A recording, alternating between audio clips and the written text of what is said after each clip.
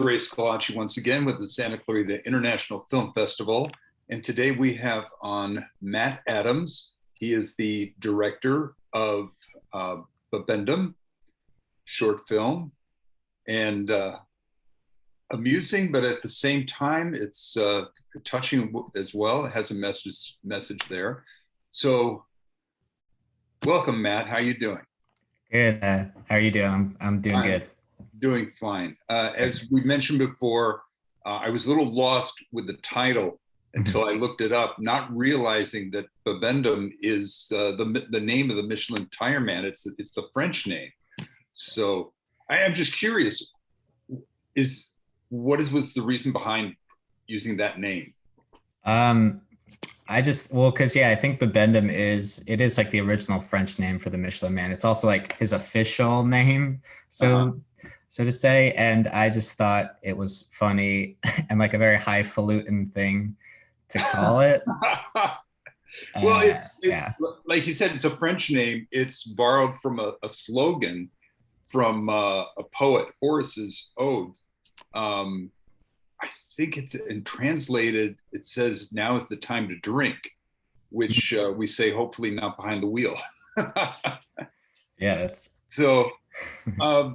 It's really interesting watching your film, and I think of all the trouble people have now that we're in the world of texting, and that's exactly what your short film is about. Tell me how you came up with this idea.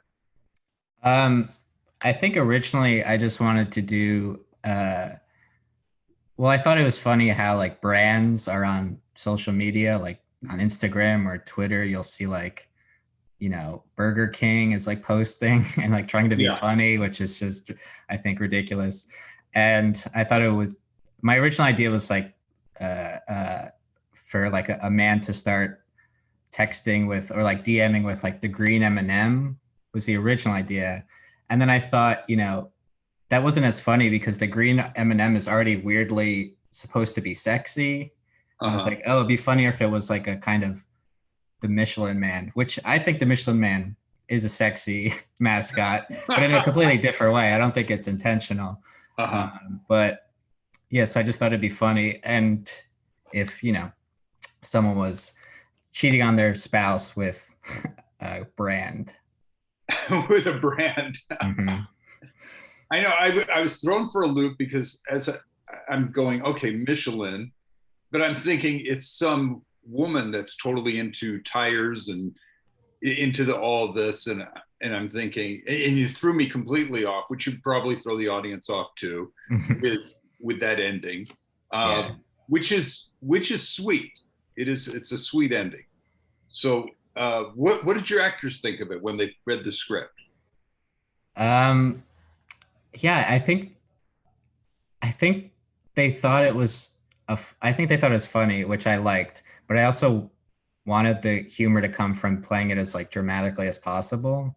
Yeah. Because the situation is so silly that it was like, you can't really be silly about it or else it would be too silly. So it's like, oh, just like film it as dramatically as possible and make it just like really emotional for this man.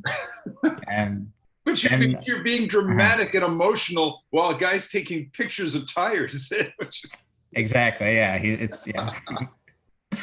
And then the ending, I just thought, I just thought it'd be funny. Maybe I kind of like the idea of, someone getting catfished and then being like, I don't care. Yeah. Yeah. Which I wonder how many times that's happened. I don't know. I think there's something to that, like, he's reaching out to this person online who he maybe knows isn't real, but it's like, oh, they're giving him all like the emotional needs he needs. Exactly. So he's like, it doesn't matter. And I just call you the Michelin Man? Yeah, I felt really bad for his. I don't know if it's girlfriend or wife, but just the way she breaks down. Oh yeah. I was like, wow, this is heavy. And then you make it laugh. And oddly. I think that just is also just trying to play the emotions as highly as possible. So I was like, yeah, this would have an effect on, the spouse of someone who is Uh-huh. doing this ridiculous thing. Yeah. Mhm. Um, so is this your first short? No, I've done a few before it. Yeah, I think I've done like two or three, and then I did one after it too, which I posted on Instagram. Okay. Mhm. And I'm curious. So what are you leading to? What do you, as far as your career goes? Oh, I mean, my ultimate goal is to write for TV, like comedy TV. Uh-huh. So this idea was kind of just, I think, after like during the pandemic and the lockdown, it was just like you were inside for so long, and I was like, feeling a little stifled, and I was like, okay, I want to get out and just do something. So I shot this with some friends with, you know, $0. Shot it on my iPhone. Uh-huh. Yeah, and so I think it just came out of that. That's remarkable. You shut the whole thing with the iPhone. Which iPhone? Man. Not even a good one. This is like the iPhone. It only has the one camera. I think this is like the 8 or something. Yeah, because I'm hearing the iPhone 13, you get like motion picture quality. It's Oh amazing. yeah, Yeah. yeah. So when are you graduating to that? When my phone plan changes, I guess. Well, I'm curious. So it didn't cost a lot of money. Mm-mm. As far as locations go, did you have any issues there? No, it was mostly shot in or around my apartment at the time, and then we shot for any like LA people. That was like the it was shot in Miracle Mile. That was like the near the LACMA building where he's Right, walking around and right. texting. Yeah, like the Yeah. tar pits area. Okay. I was just wondering because when you were shooting around there, Hmm. of course, having such a small budget, you can't pull permits or anything, but I don't think you'd have any trouble with anybody when you're just shooting an iPhone. Am I correct? Yeah, exactly. I think that's one of the benefits too. And like the crew was like 4 people, so it was. I mean, it just was me filming. I mean, it looked like we were doing home videos, maybe. Right. But did you have any outside problems as far as, I don't know, homeless or just issues of people just suddenly getting in front of the camera? Um, I don't think so. I think some of my favorite moments were like improvised too, like because we just basically had like a vague idea of what we were gonna do when we were walking around and he was texting. Like I had ideas of what the texts were gonna say, but then we kind of just like walked around and thought what would be funny and like I one of my favorite moments is like he's like there's like this giant boulder that you could walk under by the LACMA. And there's like a Yeah. woman taking a picture like she was holding Uh-huh. it up. Yeah. And so we captured that. And then the star, my friend Andrew, walked underneath it and he kind of did the same thing and like pretended to hold it up.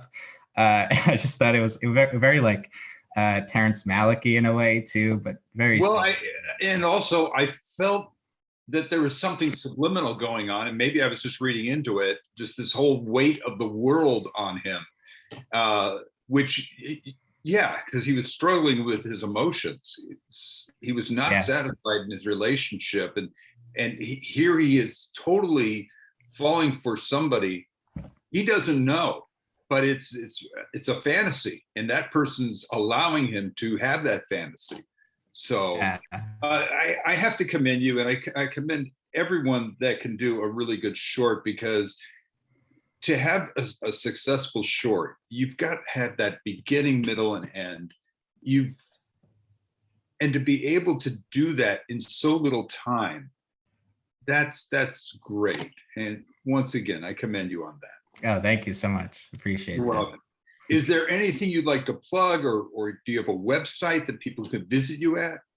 I think you could follow me on Instagram. I do post some of my shorts on there. Like my last one is on there. My last one is called Some New Bird. Uh, Okay. And how do they find you on Instagram? so you could, my Instagram handle is Mank Adams, like the film Mank. Like the And film then, Mank. Boy, and then you are a film connoisseur. sure. And then my last name Adams. So it's MankAdams, and you can find Oh, me on there. okay, great. Yeah. Well, thank you for your time. I really appreciate it, Matt. And once again, congratulations on being part of the Santa Clarita International Film Festival. Oh yeah, I'm happy to be a part of it. Thank you.